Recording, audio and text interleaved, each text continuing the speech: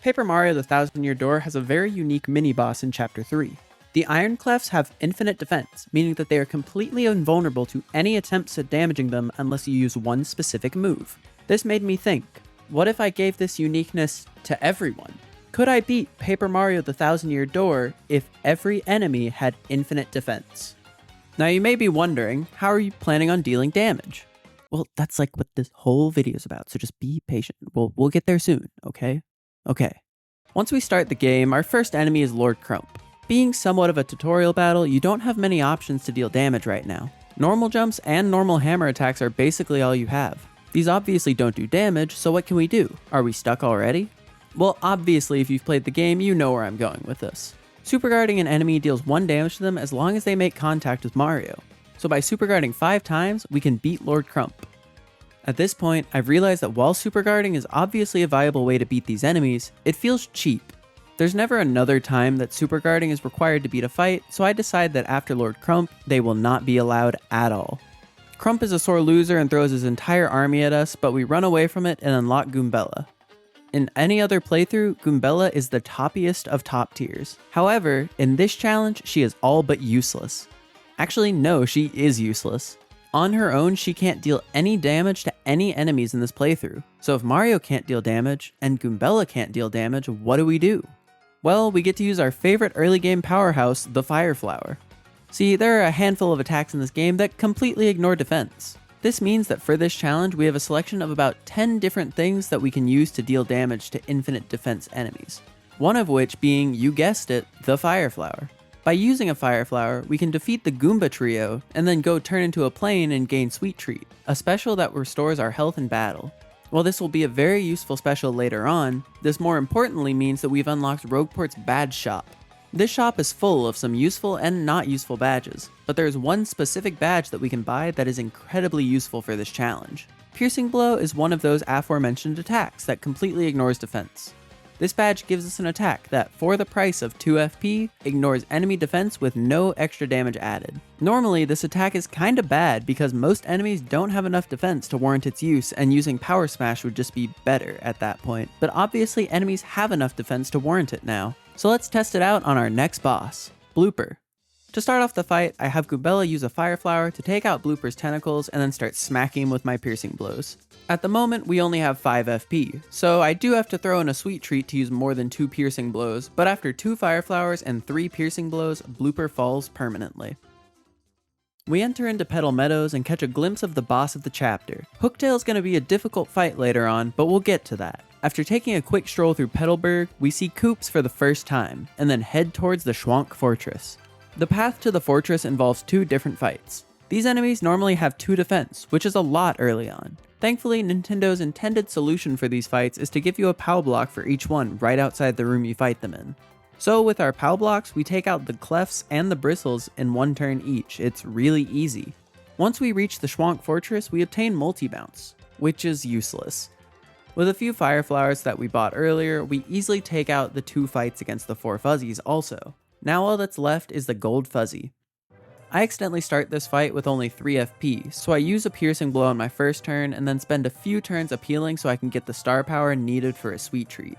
During this, the Fuzzy is just hitting me with 1 damage attacks, which I can normal guard to just completely block the damage of. I Sweet Treat to max out my FP, and after 1 more Piercing Blow, the Gold Fuzzy activates Phase 2 and calls in the Fuzzy Horde. In a normal playthrough, you can just jump past the Fuzzy Horde and take out the Gold Fuzzy first, which immediately ends the fight. I could theoretically use 2 Fire Flowers to take out Goldie immediately, but early in this playthrough I'm tight on cash, so I don't want to use helpful items if I don't have to. Without Fire Flowers, the fight is still very easy though. Both the Horde and Goldie can't do any more than 1 damage at a time, so if I keep guarding, I can Sweet Treat as many times as I need to Piercing Blow right through this fight. I level up and choose to level up FP.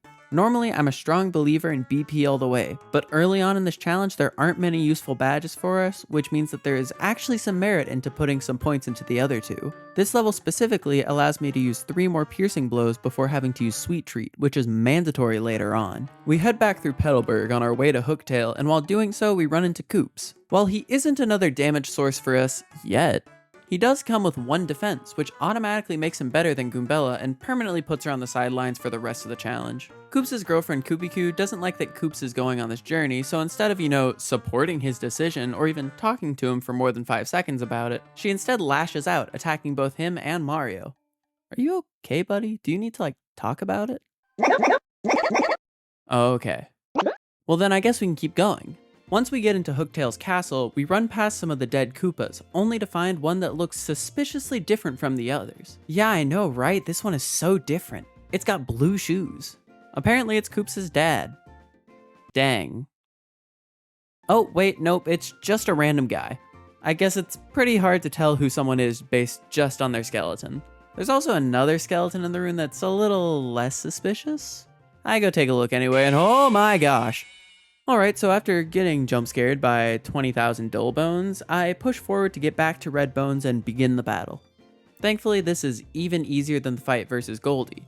All it takes is a fire flower from Koops to deal 3 damage to all of them, and that kills the normal dull bones. Then, all that's left is to use piercing blow on red bones to finish the fight. After various amounts of puzzling, collecting a cricket badge, and meeting Miss Mouse, we reach the highest point of the castle. Here we find Hooktail. She has an incredibly high attack and defense stat for this early on. Obviously the defense is extra good right now because of, what we did to the game, but with an attack of 5, she's absolutely terrifying this early on. Thankfully, we picked up the badge Attack FXR before fighting her. This badge causes attacks to sound like crickets, causing her attack to lower every time she hears it. Here's an example. While Piercing Blow does 2 damage through her defense, my strategy doesn't actually start with Piercing Blow. Since her attack lowers every time she hears a cricket, it's actually worthwhile to jump on her early in the fight to lower her attack faster. Since jumping makes 2 cricket sounds as opposed to 1, it'll double the speed we get her down to 1 damage. So after jumping on her 2 times, she deals only 1 damage to us and no damage if we guard the attacks. With her attack lowered, she's easy enough to get down to 0 HP with piercing blows. But before I get her all the way down, I have to make sure I have enough SP to use a sweet treat. This is because after you get her to 0 HP and she talks about her weird fantasies or whatever, I don't know, she eats some of the audience, causing the rest to run away. This makes it impossible to gain any more star power past this point, meaning what we have is all we get. This is why leveling up FP was mandatory, as without it, we could only possibly use 4 piercing blows when 5 are needed to kill her at this point. Thankfully, I'm just smart or whatever, and I planned for this ahead of time. I used 2 piercing blows with my remaining 4 FP, then sweet treat so I can get the rest of the FP I need. And oh no, I hit a poison shroom. That wasn't supposed to happen. Luckily, I found a honey syrup earlier, meaning that we still have just enough FP to take out Hooktail. Hooktail goes down and spits up Koops' dad, but more importantly, the Diamond Star. This star gives us our 2nd special ability and one of the strongest for this challenge. Earth Tremor can deal up to 6 damage if executed well. This damage completely ignores defense and does 6 damage to all enemies, making this a powerhouse of a move for this challenge. As long as we have 2 full bars of star power, we can take out most fights with ease. Now we just have to get through the boring Peach and Bowser sections and we'll be on our way to Chapter 2. Don't worry, you won't be seeing more of these because these obviously haven't changed, so I'm just not going to cover them. We head to the 1,000-Year Door, hold up the star, and head down to the Boggly Woods. We meet a little guy named Punio who shows us how to get into the Boggly Woods. With Punio's help, we get to the Great Boggly Tree.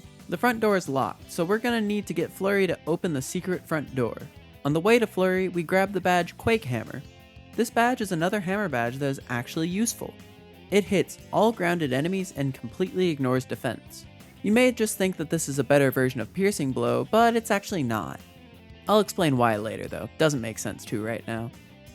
With our new badge, we reach Flurry's house to start our quest to find her necklace. This necklace is of course held by the 3 shadows, so we run to the start of the chapter to fight them. To start the fight, I take a shot at Vivian with Piercing Blow. Then the 3 of them take their turn to take shots at Mario and Goombella. After another Piercing Blow, they take another round of turns with Vivian punching me, Marilyn charging up her next attack, and Beldum making Goombella tiny, for some reason. With Vivian at 6 HP, I use Earth Tremor, dealing the finishing blow to her and leaving the other 2 shadows at 6 and 3 health. Because I brought both Marilyn and Beldum down to half health, they unlock their stronger attacks. And since Marilyn charged last turn, she gets to hit me with her unblockable 4 damage attack, and Beldam hits me with a blizzard. Now down to 2 HP, I heal Mario and switch into Koops to act as a frontline. Beldam casts Grow on Marilyn, which makes her incredibly scary since she can deal 4 damage with her claps to Mario. Without any star power, the best course of action is to get rid of Marilyn as quickly as possible, so I start Piercing Blowing. While big, Marilyn decides to not do anything too scary, so just after 3 blows, Marilyn goes down, leaving just Beldam. I could just use Sweet Treat to get the FP needed to kill her, but it was just faster to appeal up to max SP and Earth Tremor her again to finish the fight. With the necklace obtained, we head back to get Flurry. In a normal playthrough, Flurry is somewhat underwhelming, but in this challenge, she is invaluable. That's because she is our first partner that can actually do damage to people. By heading back to Rogueport and upgrading her at Merlon, she unlocks the attack Lip Lock. This attack does 4 damage and heals her for the damage she deals, but most importantly, this is one of 4 partner attacks that ignore defense. We interrupt this program to bring you a special report. Hey, it's me, Bringle, the other guy that probably appears in your recommended time to time with other Paper Mario videos. Look, there's no way to sugarcoat this. This astronauter guy is an idiot. He's been playing this game since it came out, over 20 years ago, and somehow he forgot that Vivian, using Fiery Jinx, can pierce the defense of enemies. Really, it's a common rookie mistake, but don't worry about it. It doesn't really affect the challenge going forward, but don't get upset at him when he calls Vivian useless because, let's face it, I've made mistakes in most of my challenge videos, so cut Mr. Nodder some slack, will you? With this new skill in hand, we head back to the Bogley Tree and open up the secret entrance. This thing reminds me of like a mid-2010s YouTube thumbnail. Like, how did no one find this thing? Once inside, we get jumped by some X-Nauts, but with Flurry's new attack, she can take out each of them in one shot, leaving Mario to just sit back and watch. We talk to the other Punies, talk to the Elder, see Miss Mouse again, beat up an X-Naut, save the Elder, get 11 Punies, beat up some mosquitoes, save the other 90 Punies, beat up even more mosquitoes, and then get trapped. I easily escape, as I'm made of paper and have learned the secret of the Z-axis. But the little Punies haven't learned this dark magic yet. To save them, I put a code into some pillars, which lets me get into a room to get the super boots. Usually this is an incredible upgrade to our boots, but since jumps don't really do any damage, they're basically useless in battle. But we can use them to break the Punies out and use them to reveal the Crystal Star. Lord Crump snatches the Crystal Star, and after chasing him, we have to fight another pair of X-Nauts, and Flurry takes care of them very quickly. This leaves us with Lord Crump and his weird takeout box robot. This fight has a pretty simple action loop. Since Lip Lock costs 3 FP, I use Lip Lock 3 times while appealing and defending with Mario. Once below 20 HP, Crump shoots out his fists, but these are easily taken care of with an Earth Tremor from Mario. While his fists are gone, Crump opts to use a flashy Earthquake attack to hit both party members. But since Flurry's floating, it only hits Mario. I continue using Lip Locks and restoring my stats with Sweet Treats. After 6 Lip Locks and 1 Earth Tremor, we deal the 30 damage to Lord Crump, winning the fight and leveling up our HP from it. This unlocks the Emerald Star and unlocks Clock Out, which has a chance to stun enemies and bosses when used. We don't use it very often, but it was really useful one time. I quickly go through the Pianta Blimp quest and head up to Glitzville. Since this chapter has more fights than any of the others, I will try to make this fun for you guys because it's kinda boring. Each fight that I talk about in the minor leagues will take no longer than 5 seconds to explain. Alright, y'all ready? Let's go. Against the Goombas, I used Gale Force to blow them all away. Against the KP Koopas, I used a max power Earth Tremor to take them all out in 1 turn. Against the Pokies, I appealed for 3 turns and then used a max power Earth Tremor. Against the Dullbones, I used a single Quake Hammer to take them all out. Against Lakitu, I Quake Hammered twice, Lip Locked him, and then pierced the last Spiny. Against the Bandits, I Earth Tremored them and then used Lip Lock on both the big bandits before they could run away. Against the Bogley crew, I appealed for 2 turns and then Earth Tremored. Against the Hyperclefs, I Quake Hammered and then actually got to jump on them since they're flipped. From that fight, I leveled up, so I leveled BP since I've been lacking on my badge quota. And finally, against the Bob-Ombs, I used a Thunder Rage. It was really easy. This leads us to our rank up match to the Major Leagues.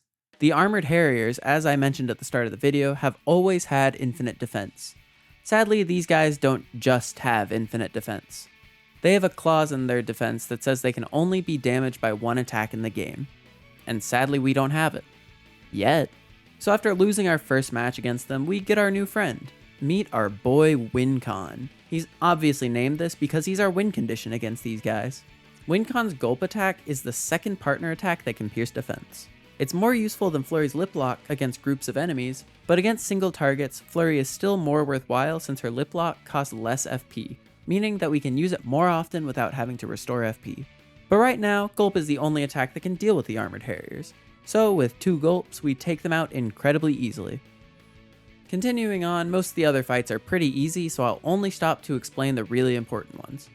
Against the Spinies, I use a couple of Gulps. For the Bristles, I use a single Quake Hammer. And then I get an email from a fan telling me to go check the local bar for a gift. The gift turned out to be a Super Hammer. This hammer upgrade is the reason why Quake Hammer's viability falls off a cliff later in this challenge. For some reason, Quake Hammer does not scale with hammer upgrades, meaning it will only upgrade past 2 damage with the help of damage badges. The only other badges that have this property are Tornado Jump and Fire Drive, and we'll get to Fire Drive. So with this upgrade, Piercing Blow is objectively better than Quake Hammer. With this new hammer upgrade, I go fight the Shady Koopas. These guys are a little tricky since I can't jump on them to get rid of their defense, since they will absolutely destroy me if I do so instead I use an Earth Tremor to lower them all to 3 HP. I would have just let Flurry take out the flying one and then Piercing Blow the other 2, but Grubba told me I couldn't let Flurry attack, so instead I just have to appeal a bunch and use another Earth Tremor. After defeating the Shady Koopas, the Iron Clefs come back for a rematch. I'm still a bit weak from my earlier battle, and I don't start the battle with our WinCon out. I use Flurry's turn to bring out the WinCon, and then appeal to get enough SP for a Sweet Treat. I guard against their attacks, and then use Gulp and Sweet Treat. Sweet Treat keeps our WinCon out of kill range, and then I finish them off with another Gulp. Against the Fuzzies, I simply use Gulp to kill the front one, Quake Hammer to finish the middle one, and then use another Gulp to take out the back one. Against Crawdaddy, which, by the way, why would you choose for that to be your stage name? That's awful. Please go workshop that a little more. Anyway, he has 20 health, so I just use a bunch of Piercing Blows. Because somehow I misread that I wasn't supposed to use my hammer, I went out of my way not to use my partner because that's what I thought it said. Even so, I still win the fight and level up. I decide to upgrade my FP again because I can never have too much in this challenge. After fighting Crawdaddy, Bowser shows up and wants his own turn against Mario. Since this isn't a ladder fight, there are no special criteria from Grubba, so I get to wail on Bowser however I like to. I switch into Flurry and start Piercing Blowing Bowser. I continue to use a mixture of Lip Locks and Piercing Blows to take down Bowser. The most damage he can deal at once is like 3, so we have no problems dealing with him. And with our upgraded FP, I don't even have to spend a turn using Sweet Treat to deal enough damage to finish the fight. In my rematch against Crawdaddy, I just have to defeat him quickly, so after 3 turns of lip locking and piercing blowing, Daddy goes down. Next, we have the Magic Koopas. Now, in this fight, I'm told not to use my hammer, so I have to use our WinCon Gulp on the front 2 to put them in range of an Earth Tremor and then switch to Flurry. You would think it would have been a better play to just go ahead and Earth Tremor the 2 on the ground to get rid of them, and you're right, it would have. In my brain, I thought if I leave the flying guy to duplicate himself, then that would spell trouble, but I would have just ended up using another Earth Tremor anyway, so it would have been smarter to just do that. I have Flurry smooch the green Magic Koopa and then Earth Tremor anyway, which takes out the green and white ones and leaves the red one by himself to duplicate. Except my official Nintendo GameCube glitched out and made the duplicates just appear as shadows on the ground. In the spirit of the challenge, I'd still appeal enough to get an Earth Tremor off since that's probably what I would have done anyway, and for some reason the shadows just didn't die. To fix it, I just swapped to Koops and Power Shelled through them, but I'm genuinely confused how that happened on my official Nintendo GameCube. We have to run a few errands, and in the process run into her again. After taking a quick trip to make our WinCon even stronger, I head back to the arena. Against the Koopa Bros, I get the battle criteria to not use any FP, which is practically a death sentence for us. And after a small attempt to win the fight without FP, I realize it's not possible if I start with no SP. This time I'm told to not use special moves, so I just win the fight with piercing blows and lip locks. My next battle against the Chain Chomps is one of my easiest. I lip lock the front one, accidentally only get a 5 power Earth Tremor, and then finish off the second one with 1 more lip lock. Against rank 2 Koopinator, I'm told to only let my partner attack, which sucks. This fight becomes incredibly easy if you're allowed to use Quake Hammer, since it knocks the Koopinator on his back, and you can completely lock him down with jumps for the rest of the fight. Sadly, we can't do that, so I have to use a mix of lip locks from Flurry and Sweet Treats with Mario to keep him alive through Koopinator's insanely high AoE damage. Thankfully, he did very few of these AoE attacks, making the fight slightly easier than it theoretically could have been. This leaves us with our final pit fight against Rock Hawk. Yeah, I'm not messing that one up. I go into the fight with Flurry since she's vital to the end of the fight. I'm given the criteria to use a special move at least once, but fun fact, this doesn't actually matter as winning the fight will always continue the story even if you don't use a special move. I start off with a good old piercing blow and a lip lock against Rock Hawk. He retaliates with a double bounce on Mario and Flurry. I take practically the same turn and he's down to 24 HP. He opts to use some stronger single target attacks using his flying press to deal 5 damage to Flurry. But with Flurry's lip lock, this means practically nothing to her. Since she heals for the damage she deals, she barely loses any health throughout the fight. Once Rock Hawk gets a bit lower, he jumps to the ceiling and rains down various objects to deal around 10 damage per use. But him being on the ceiling is why Flurry is so good. Her lip lock doesn't care where you are on screen, it will find you. This also knocks him down from the ceiling, meaning that Mario can blow Rock Hawk one last time and Flurry can finish him off with one last lip lock, bringing him down and finally taking him out. Winning the fight gives me the Champ's Belt, which looks like it has the crystal star, but it's actually fake. I get put into the champions room, hear some ghosts, find out about Mr. Grubba's horrible plans of stealing energy from the top fighters, and he runs away. So we chase after him and immediately go take a nap. What? I have to be well rested for this fight. With Flurry out, I head into the arena to take care of Grubba. He uses the power of the crystal star to grow huge and becomes much stronger. We start with our patented kiss and blow strategy. Grubba always uses his first turn to double his actions. We spend another turn attacking and he makes himself dodgy, giving himself a 50% chance to dodge attacks, and then smacks us with a cannonball. I use Earth Tremor with Mario since special moves are guaranteed to hit, and then Flurry misses her next lip lock. Grubba raises his attack power and hits us with another cannonball. His dodgy and attack buffs go away, and I hit him with some more piercing locks. At this point, we've brought him down to low HP, so he gets angry, gets big, and increases his damage even more. He slugs both Mario and Flurry for 7 damage, but Flurry continues to be the GOAT by healing herself while still damaging Grubba, and Mario hits another hammer blow. At this point, you know the drill. He buffs himself in some way, attacks us, Flurry heals it back up, and he can't do anything. And to make it even worse for Grubba, I hit a decent amount of bingos this fight, so with one more piercing lock combo, Grubba goes down. This gives us a gold star, unlocking the special move Power Lift. This move is generally really good, but at the moment it's not worth that much since it's generally just better to get another round off of damage than to spend 3 SP on like a +2/+2 damage buff.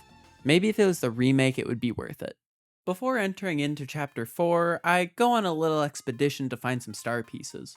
With all of my star pieces, I finally grabbed the Peekaboo badge so you guys can see enemies' health. I should have done this way earlier, but I just forgot. With the other 20 star pieces, I buy both versions of the Flower Saver badge. These badges reduce the FP cost of Mario and his partner's attacks respectively.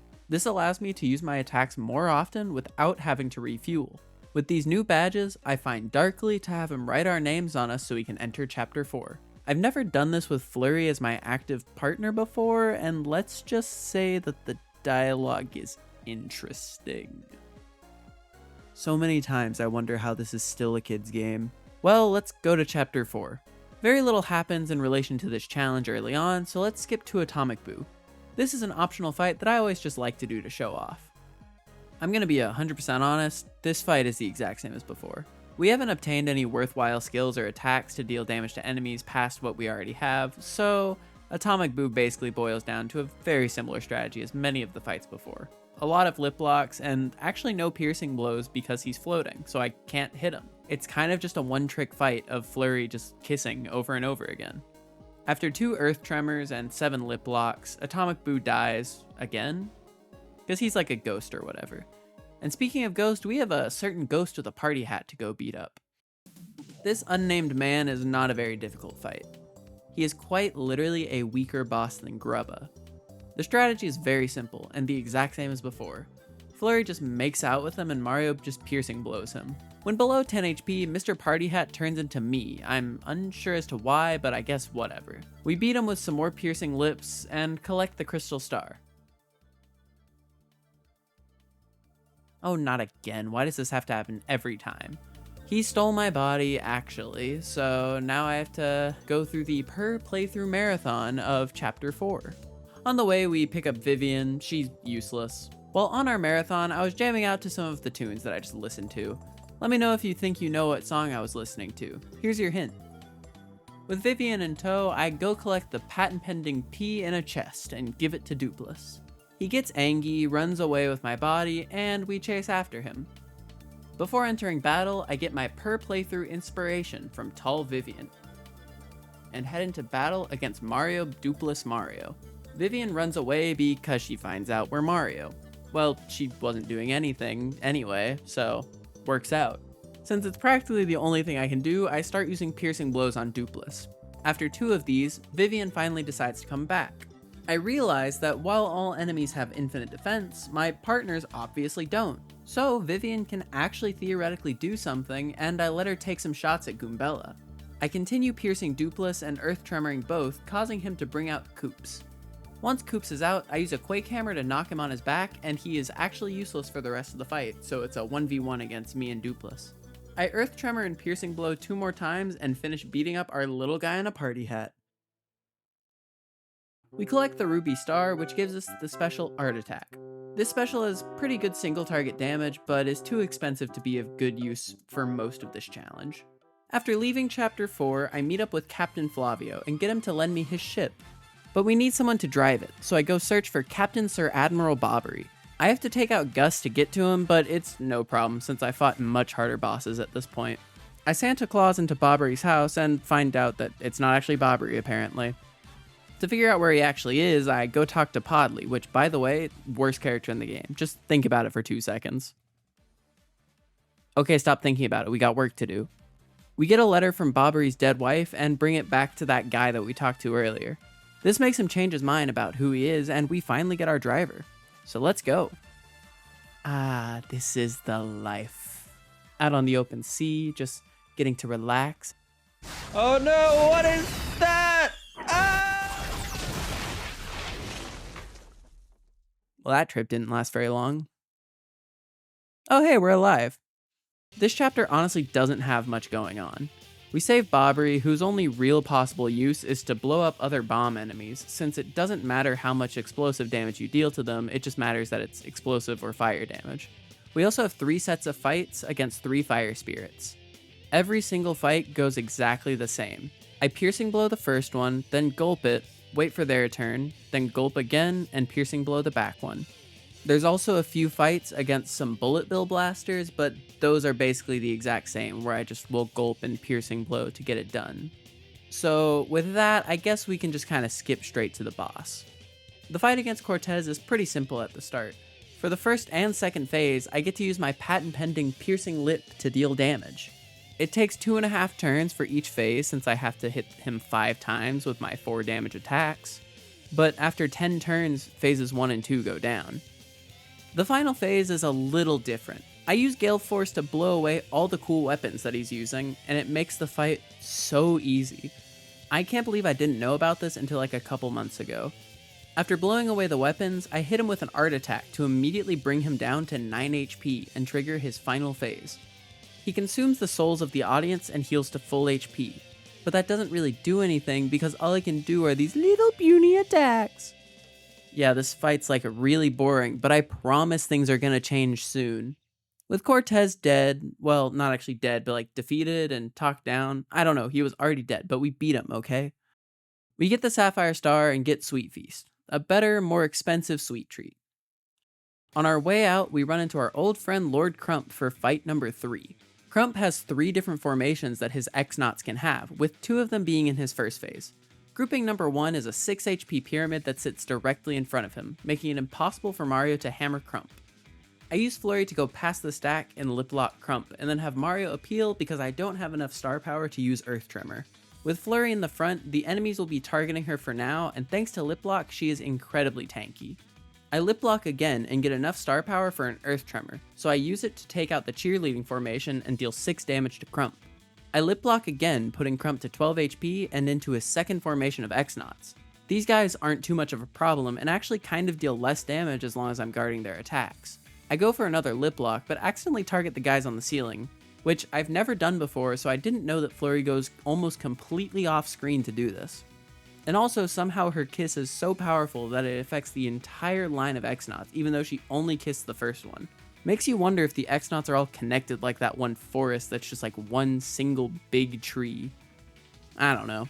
I Quake Hammer to deal the remaining 2 damage to the guys on top, and then appeal and piercing blow to bring him down to 2 HP. I use this opportunity of him being alone to appeal as much as I can to bring back my star power, because he's about to go into phase 2.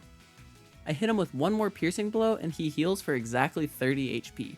Fun fact, if you set his health to be higher than 30, he will still heal to full, so it's just an animation that plays over him, not the actual health he's healing. With full health, he comes out with his entire army of X-Nauts. After hitting the army with Lip Lock, I get rolled over and jumped. Flurry appeals and I Earth Tremor to take out the army. This doesn't last long though, because Crump immediately calls them back after he jumps on me. At this point, I have to use Sweet Treat to make sure I stay alive, because it is really hard to guard the roll attack. Flurry goes back in front and I Lip Lock Crump to put him down to 16 health. I continue to appeal with Mario and make sure that I have enough Sweet Treats to live, and then get brought to 4 HP. With another Sweet Treat, I'm back up to 11, which means I can easily take 2 more rolls from these guys, and I have a Shine Bingo lined up and ready, which means I have another free full heal next turn. Obviously, I hit it because I'm goated, and with it, I use the only art attack of the challenge to finish off Crump. I level up and upgrade BP again, because why wouldn't I? Chapter 6 is the most boring chapter when it comes to replays of the game, but lucky for y'all don't have to sit through it. Before actually starting though, I have a couple errands I have to run. One that will actually be helpful, and one for me to be petty and prove a point. Both involve Hooktail's castle though.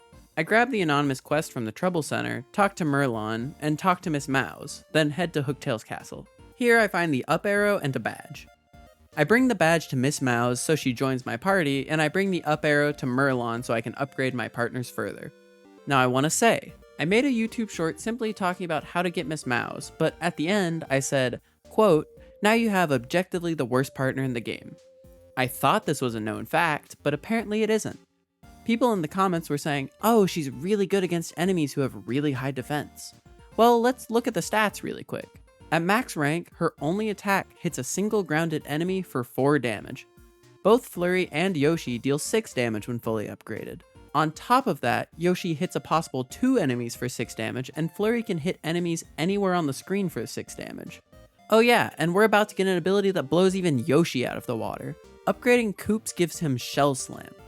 This move does a whopping 7 piercing damage and hits every single enemy that is on the ground. The only downside of these moves is that they cost FP, so does that make Miss Mouse worth it? No! While these moves cost FP, I can just Sweet Treat with Mario to get it all back. And I get a heal from it. In short, there is no world where Miss Mouse is a good partner, even in a challenge that I specifically started out of spite to see if Miss Mouse was good. I love Miss Mouse's character, but there aren't any restrictions that you can put on the game to make her better than everyone else. So with that out of the way, there's a single thing in Chapter 6 that changes from our modifications to the game, so let's just skip right to it. The Smorg has 3 arms with 4 HP, and a core that can't be damaged until the arms are gone, even with piercing damage. So I first deal with the arms by using an Earth Tremor to deal 6 damage to all 3 of them. Smorg is helpless without his arms and can't attack us until they come back, so we get a free round of attacks using my new and improved 6 damage lip locks. Sadly, since this game doesn't have any defense piercing jumps like in Paper Mario 64, I have to just continue using piercing blows as Mario's main form of damage. Smorg attacks on the same turn that his tentacles return, so he gets to take 2 smacks at Mario and 1 against Flurry. I Earth Tremor again to deal with his returned arms, and in the following 2 turns, I bring Smorg down to 18 health. Once he's below 25 health, he brings out his giant arm that deals 10 damage per hit. I was genuinely a little worried about this phase, since this is the highest single damage hit in the game, but thankfully I got lucky. While I could just use Earth Tremor again to take out the 6 HP arm right then, a random boo in the audience just happened to make Mario invisible, meaning that I could finish Smorg off without using an Earth Tremor. Anyway, I still use an Earth Tremor after hitting him a couple more times to finish him off just because it was faster. And with that, there's a little more that I had to do, but here you go, I got the Garnet Star. Y'all don't have to see all that crazy stuff. Garnet Star gives a Showstopper, which is a very powerful ability, but it feels too strong against certain enemies, so I just don't use it at all. Again, this chapter is pretty uneventful, but we do get to upgrade our hammer, so that's cool, I guess. You might be wondering why I haven't picked up Fire Drive from the badge shop yet. Would you believe me if I said it was a bad option? Well, you'd be dumb to do that because I just totally forgot that it existed and would be useful in this challenge because it pierces defense and burns them and hits all the ground enemies. It's like actually pretty cool. It would have saved me from some headaches a little later, but we pushed through. I know y'all don't care about the whole General White quest, so we're just gonna skip straight to where Mario shoots the moon. Once on the moon, we get to the X-Naut base, and once there, I fight a couple of X-Naut elites. But they easily go down with a shell slam and 2 piercing blows. The only other mandatory fight is the boss, so after what, like 3 minutes? Yeah, that sounds right. After just 3 minutes, we are fighting Crump again, and now he has an upgraded takeout box. And by the way, this is not one of the fights that would have been easier with Fire Drive. All this fight takes is a lot of lip locks and piercing blows. I deal 12 damage per turn, so it takes me a minimum of 6 turns to deal with this guy. Even after shooting out his fists, I can still just Earth Tremor to take them out and still deal 6 damage to Crump. Once I get him below half HP, he gets really angry and does probably the oddest looking attack in the game. I still don't really want to know what the logistics of using this thing is, but with this attack, he sucks in 10 audience members and shoots them at my front target, dealing a total of 30 damage. Flurry tanks it like a beast, and I have her lip lock again to heal up some. I see that I have a Mushroom Bingo locked and loaded, and I put faith in myself to hit it. I don't need to Sweet Feast to heal Flurry, that's what a baby would do, no offense to any babies out there. So instead of healing, I use another Piercing Blow and go for the Bingo, and I bing no. You can see how shocked and upset this made me. Flurry dies, but I have a Life Shroom in reserves, so she's not out for good this fight. With Flurry back up, I lip lock and decide it's probably best to use Sweet Feast. Flurry, back up to 33 health, can't die to his audience cannon anymore. He doesn't use it though, so I lip lock and Piercing Blow again, and on his last turn of the fight, he decides to shoot out his hands. So as a final little send-off to Lord Crump, I let Miss Mouse have her single moment in the spotlight for this video, and she slaps the heck out of him. This gives us the Crystal Star. Yeah, that's its name, it's just the Crystal Star.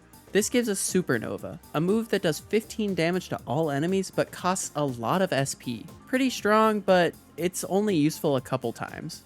With that, we have one final chapter. Before heading into our last chapter, I make a quick pit stop to finally obtain the Quick Change badge. It's probably the most broken badge in the game, but I'll talk about it later because, trust me, it could help in basically every boss from here on out. We hold all the crystal stars up to the 1,000-year door, open it up, and head inside.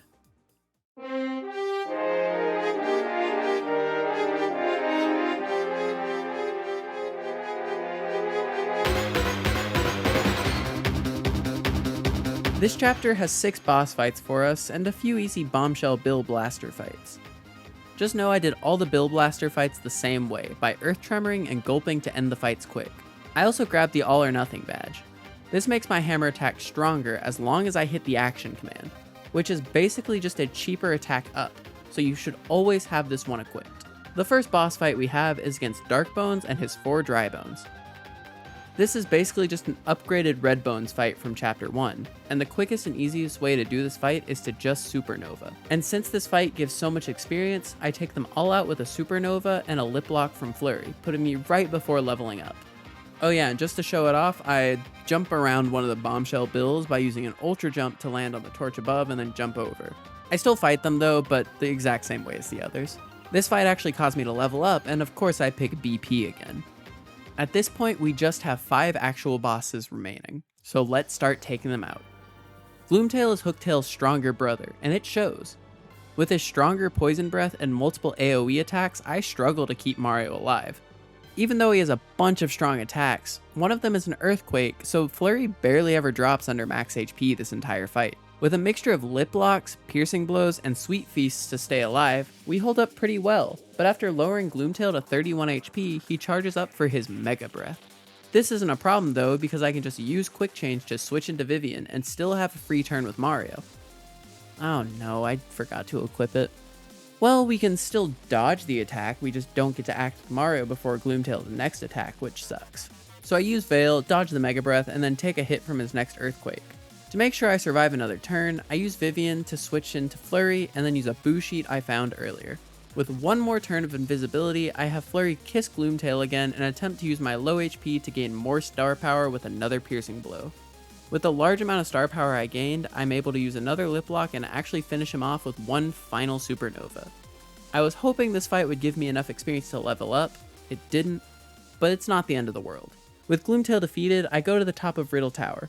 Here, I put in the star key and then put in 8 keys from the 8 rooms that I definitely got through legitimate means and didn't hack them into the game so I didn't have to do the puzzles. Yeah, definitely. Hey, don't look at that! Okay, but like, actually though, like, this is basically the same thing as using rare candies and Nuzlocke. This doesn't take away from the challenge, and honestly, it technically makes it harder since I lose out on the experience I could have gained from the Dry Bones room, so I better not see y'all saying I'm cheating in the comments. Okay, but if you do say I'm cheating, like as a joke, please make it obvious because I have a fragile self-esteem, thank you. With the keys in place, the staircase drops and I run to fight the 2 shadows plus Dupless. I'm not gonna lump him with the other 2 because he deserves better. I start off this fight by hitting all 3 of them with a Shell Slam from Koops and a piercing blow on Dupless with Mario. Fog rolls in and it causes Dupless to completely miss me and slam into the floor. It's kinda sad to watch. Marilyn also misses Koops, but Beldum successfully hits Mario with her Blizzard and freezes him. I use another Shell Slam, but it only hits Dupless, and then Dupless turns into Mario and tries to knock over Koops, but I successfully guard it. Marilyn misses again, and I honestly don't know what Beldum tried to do, but it apparently missed. The fog finally disappears, so I Shell Slam again and use another piercing blow.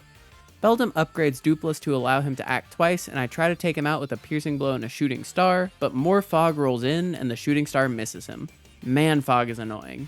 He hits both Mario and Koops with a jump, and Marilyn tries to smite us both, but misses both. On my next turn, Koops uses Thunder Rage and finally takes out Dupless.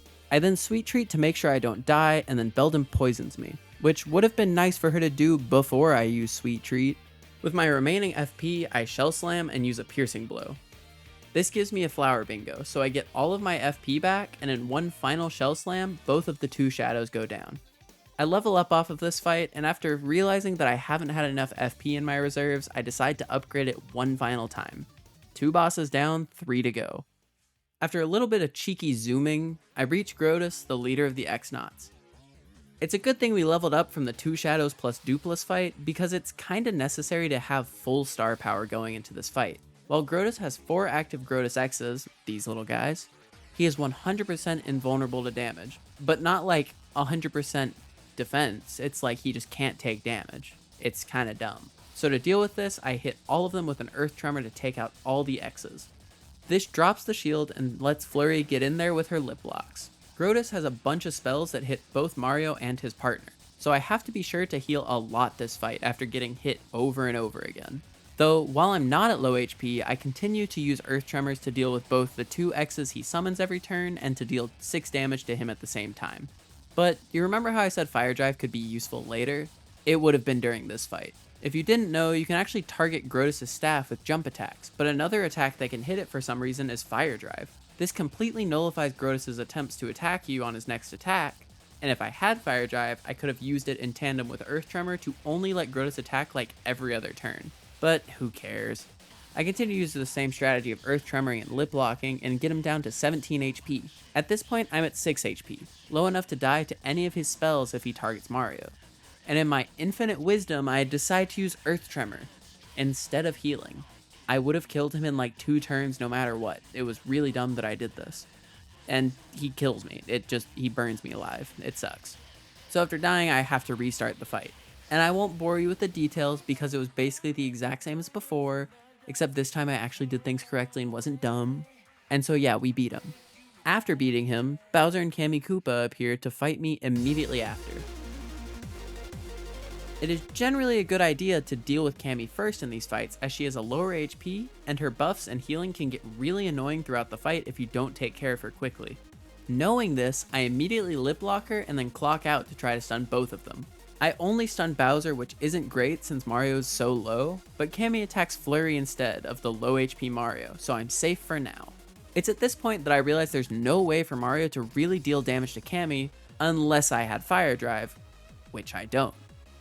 Okay, maybe not having it is having more of an impact than I thought it would, okay? I sweet treat to get Mario out of kill range, and then Cammy hits Mario, putting him into kill range again. So I sweet treat again. I tried a lip lock, but the fog rolled in and I missed. I get incredibly lucky and the fog causes Bowser's breath to miss Mario, meaning I still have a chance. Cammy also heals herself for 8, which is exactly the amount of damage that I've been dealing with Flurry. After going back and forth for like 6 turns with Flurry lip locking Cammy, me healing, and Cammy healing, I realized that something has to change because I'm literally getting nowhere. So I turn on Bowser. If I can't outdamage Cammy's healing, I will just take out her frontline. After a few turns of trading blows, I decide to go for another clock out, and I actually freeze both Bowser and Cammy this time. Bowser comes out of his time prison for a second to talk about how strong and cool and hot Mario is, and then goes back to being frozen. With these 3 turns of freedom without Cammy healing, I should be able to take out Bowser, but fog rolls in and I miss a lip lock, so I have to trust that Cammy won't hit Mario, and I use an Earth Tremor to finally take out Bowser.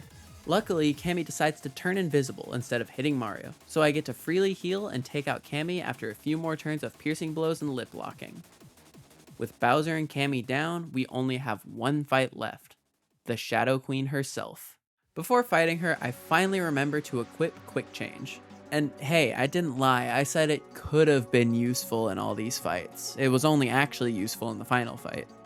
Entering into the Shadow Queen's lair, we watch as Peach gets possessed and then absolutely destroys Grotus with her lightning.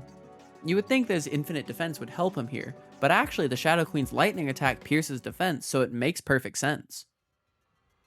To get through this Peach section, I use my same strategy as before, using both Flurry's Lip Lock and Mario's Piercing Blow. This is the best strategy to use against single targets, but don't worry, things are about to change.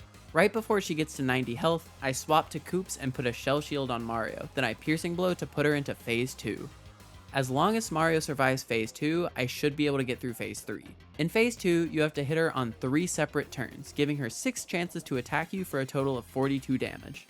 She's completely invulnerable to damage until the 3 turns are up, so we can't do anything to make her do less attacks. I bring Flurry back out to make Mario dodgy and then hit the Queen. Mario only takes 1 hit from the Queen, and since the shell had 8 health, her 7 damage hit didn't break it, meaning that Mario is guaranteed to survive the second round of the Queen's attacks. So I hit her again, survive the next round of attacks, and hit her one last time to trigger the 5-minute cutscene. I don't know if Paper Mario is technically considered a JRPG, but with a cutscene this long, I think it's getting there.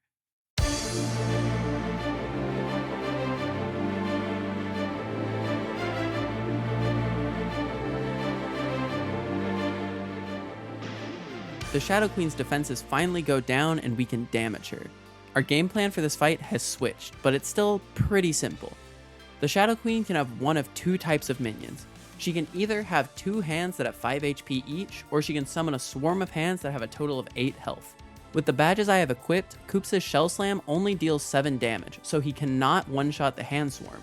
To get around this, I use Power Lift to raise Koops' attack, making him able to one-shot the hands. This makes it where the Queen only really ever gets to hit us with 1 attack at a time. Sometimes she summons it and it still attacks. I don't really know why this happens, but it's just random whether or not her minion will attack on the same turn it gets summoned. I can basically keep this buff on Koops forever with the power of Quick Change. Practically every turn, I attack with Koops and take out the Shadow Queen's minion, swapping him out to hold the buff and make sure he doesn't die, and then switch him back in for the next turn. That's basically the strat for the whole fight. Now, I didn't do this perfectly because I got distracted a couple times while doing this fight because I was watching Bringle's stream. Shout out to Bringle. Most of this fight was just pure skill of me doing things correctly, but even with my high skill play, there's multiple times that I got very lucky and also just wasn't very skillful. There were 2 separate times that the Queen literally could have killed me, but fate decided it was going to give me a break. The first time I got down to 1 HP and she hit Flurry instead of Mario. The second time, I could have theoretically lived if I guarded, but she just decided not to hit me anyway. Right after that scare, I accidentally lost Koops' buff. And even with all this luck, I got really unlucky early on and even lost Vivian. It's tragic, because she's one of the only ways that you can dodge the Shadow Queen's massive Dark Wave attack. And what do you know, immediately after I heal, the Queen starts charging up. Because this fight has gone on for literally 15 minutes, I completely forgot that Vivian was dead at this point, and you can see that in my reaction to learning this. As an alternative to Vivian, I have Koops give me a Shell Shield and then swap him out for Goombella. The only time she'll be useful is as a sacrifice. Rest in peace, Goombella. You'll be missed. At this point, the queen has 27 health, and I do not have Koops' buff anymore. She summons her weaker pair of hands, and I'm able to take them out with Koops and get her down to 20 health. At this point, if she summons anything again, I literally have a chance to die. I take a shot at her with Koops and Repel Cape to give me a better chance to live if she summons. But if she summons, I can't guarantee I'll live. But she decides to charge up for her big attack again. This guarantees our win, so after a piercing blow and one final shell slam, we destroy the Shadow Queen and save Princess Peach. And yeah, I was pretty excited.